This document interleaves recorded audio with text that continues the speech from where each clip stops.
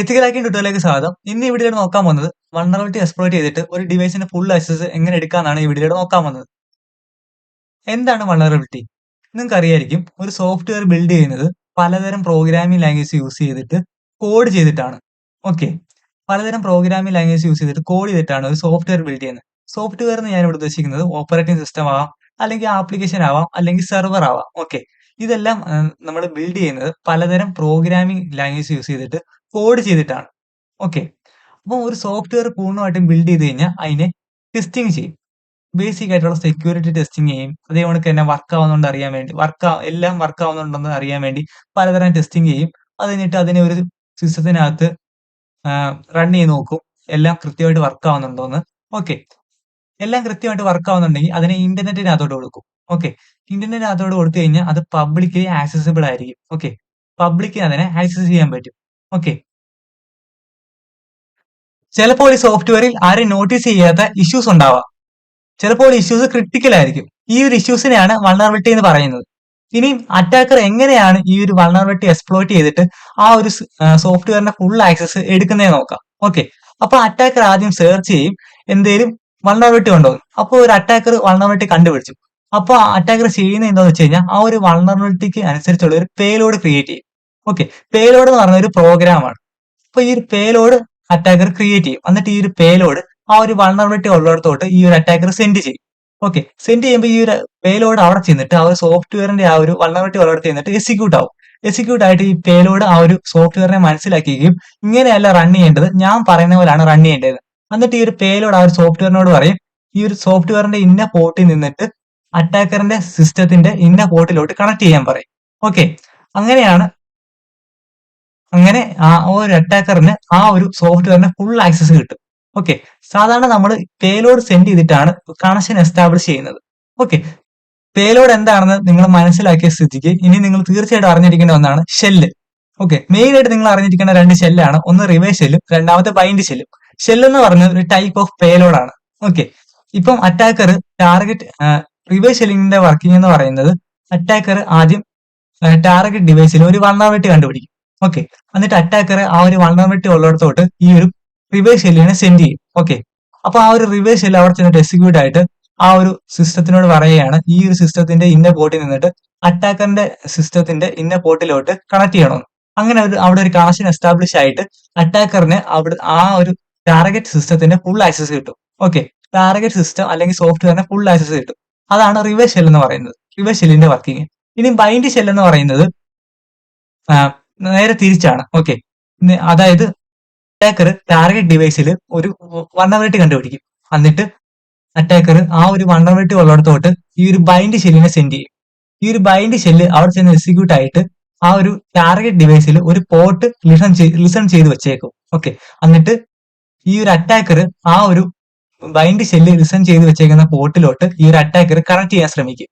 Okay, അങ്ങനെ അവിടെ ഒരു കണക്ഷൻ കിട്ടും. മോസ്റ്റ് ഓഫ് ദ കേസിലും ബൈൻഡ് ഷെല്ല് വർക്ക് ആവത്തില്ല, കാരണം അവിടെ ഒരു ഫയർവാൾ, ടാർഗറ്റ് ഡിവൈസിൽ ഒരു ഫയർവാൾ ഉണ്ടെങ്കിൽ ഫയർവാള് ഒരു റൂൾ സെറ്റ് ചെയ്ത് വെച്ചിട്ടുണ്ടായിരിക്കും, ആവശ്യമില്ലാതെ ഒരു പോർട്ട് ഓപ്പൺ ചെയ്ത് വെച്ചേക്കരുതെന്ന്. അപ്പം ബൈൻഡ് ഷെല്ല് ഒരു പോർട്ട് ഓപ്പൺ ആക്കിയാലും അപ്പം അത് ഓട്ടോമാറ്റിക്കലി ക്ലോസ് ആയി പോകും ഫയർവാൾ കാരണം. ഓക്കെ, അതുകൊണ്ട് തന്നെ അവിടെ ഒരു കണക്ഷൻ നടക്കത്തില്ല. ഓക്കെ, അതാണ് ബൈൻഡ് ഷെല്ല് എന്ന് പറയുന്നത്.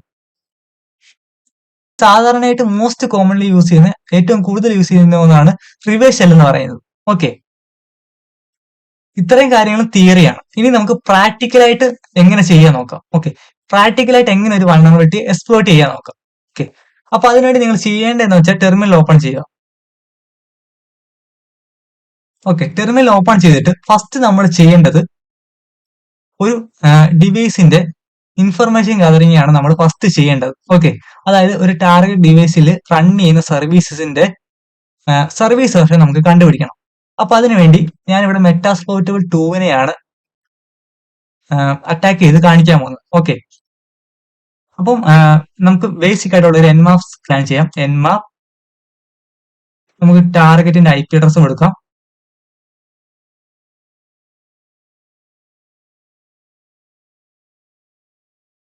ഓക്കെ, അതായത് നമ്മൾ സർവീസ് വെർഷൻ സ്കാൻ ആണ് ചെയ്യുന്നത്. SB കൊടുക്കുക. ഓക്കെ, അപ്പൊ നമ്മുടെ സ്കാൻ തുടങ്ങിയിട്ടുണ്ട്. അപ്പൊ നമുക്ക് വെയിറ്റ് ചെയ്യാം.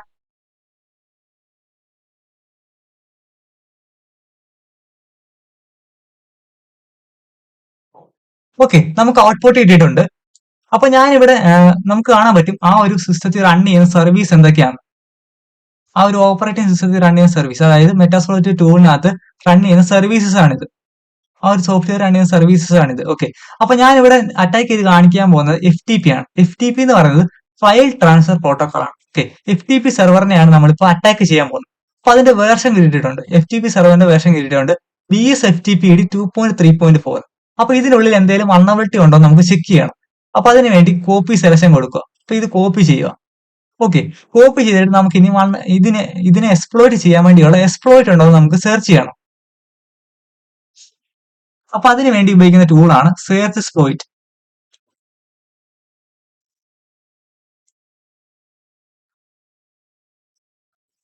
ഓക്കെ, സെർച്ച് എക്സ്പ്ലോയിറ്റ് കൊടുത്തിട്ട് നമ്മൾ ആ ഒരു കോപ്പി ചെയ്ത വേർഷൻ, അതായത് FTP സെർവറിന്റെ വേർഷൻ ഇവിടെ കൊടുക്കുക. അപ്പൊ നിങ്ങൾക്ക് ഇവിടെ കാണാൻ പറ്റും ബാക്ക്ഡോർ കമാൻഡ് എക്സിക്യൂഷൻ എന്ന് പറയുന്ന ഒരു വൾനറബിലിറ്റി ഉണ്ട്. ഓക്കെ, ആ ഒരു വൾനറബിലിറ്റി ഉണ്ട്. ഓക്കെ, അപ്പൊ ആ ഒരു വൾനറബിലിറ്റി എക്സ്പ്ലോയിറ്റ് ചെയ്യാനുള്ള എക്സ്പ്ലോയിറ്റ് ആണിത്. അപ്പൊ അത് MSF മെറ്റാസ്പ്ലോയിറ്റ് ഫ്രെയിംവർക്കിനകത്തുണ്ട്. ഓക്കെ, അപ്പൊ നമുക്ക് മെറ്റാസ്പ്ലോയിറ്റ് ഫ്രെയിംവർക്കിനുള്ളിലോട്ട് പോവാം. അപ്പൊ MSF കൺസോൾ നമുക്ക് സ്റ്റാർട്ട് ചെയ്യാം. അപ്പൊ അതിനുവേണ്ടി MSF കൺസോൾ എന്ന് കൊടുക്കുക, -Q കൊടുക്കുക. നമുക്ക് ബാനർ വേണ്ട, അതുകൊണ്ടാണ് ഞാൻ -Q കൊടുത്തത്.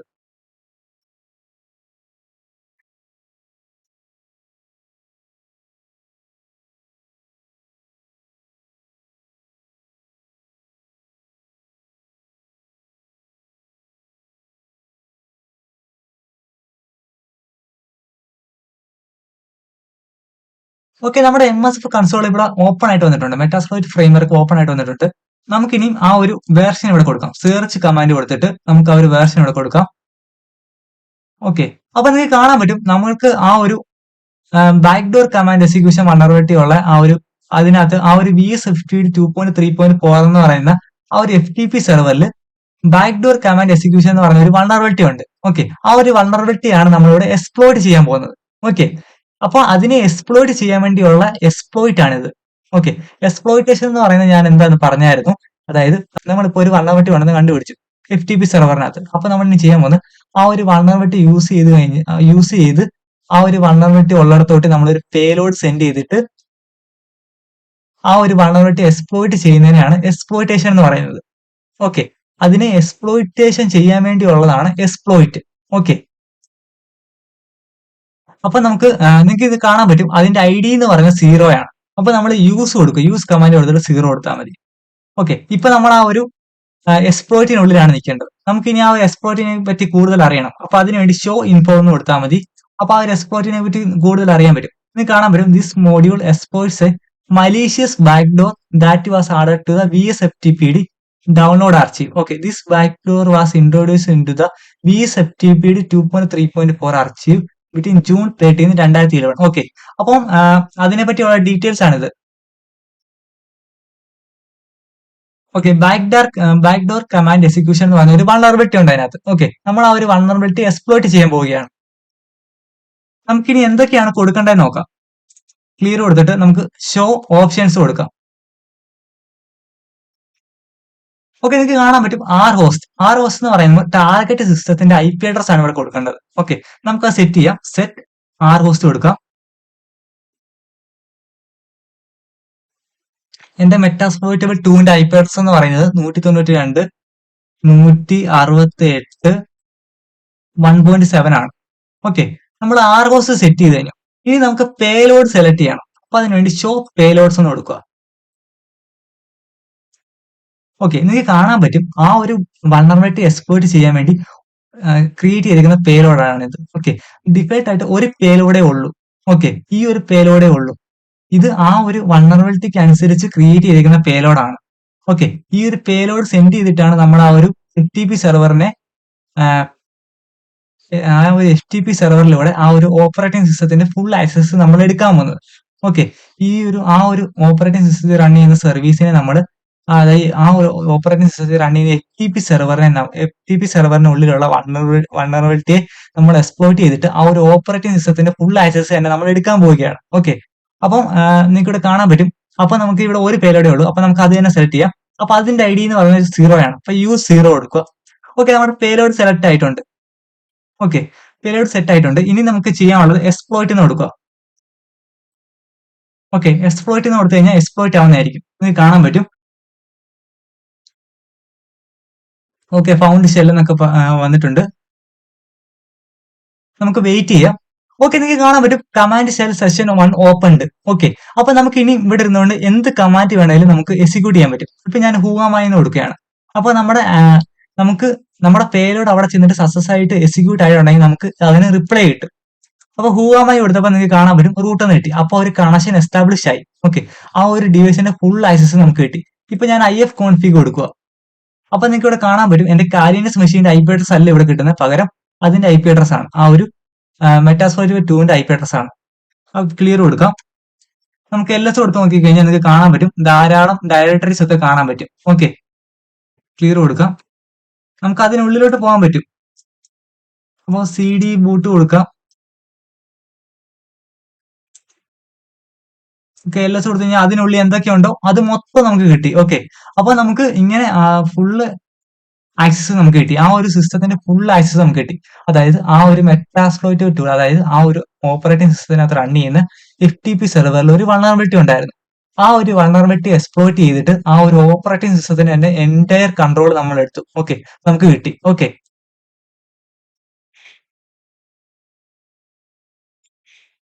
ഇനി നമുക്ക് ക്ലിയർ കൊടുക്കാം. നമുക്ക് യൂനെയിം -a കൊടുക്കാം. യൂനെയിം -a നിങ്ങൾക്ക് കാണാൻ പറ്റും മെറ്റാസ്പ്ലോയിറ്റ് 2 എന്ന് വന്നു. ഇനി നമുക്ക് ഹോസ്റ്റ് നെയിം കൊടുക്കാം. ഓക്കെ, ഇങ്ങനെയാണ് ഒരു വൾനറബിലിറ്റി എക്സ്പ്ലോയിറ്റ് ചെയ്തിട്ട് നമ്മൾ ഒരു സിസ്റ്റത്തിന്റെ എൻറ്റയർ കൺട്രോൾ തന്നെ എടുക്കുന്നത്. ഓക്കെ, ഇപ്പൊ ആ ഒരു സിസ്റ്റത്തിൽ റൺ ചെയ്യുന്ന ഒരു സർവീസ് ആയിരുന്നു FTP എന്ന് പറയുന്നത്, FTP സെർവർ. ആ ഒരു FTP സെർവറിനെ നമ്മൾ അറ്റാക്ക് ചെയ്തിട്ട് ആ ഒരു ഡിവൈസിന്റെ ആ ഒരു ഓപ്പറേറ്റിംഗ് സിസ്റ്റത്തിന്റെ തന്നെ എൻറ്റയർ കൺട്രോൾ നമ്മൾ എടുത്തു.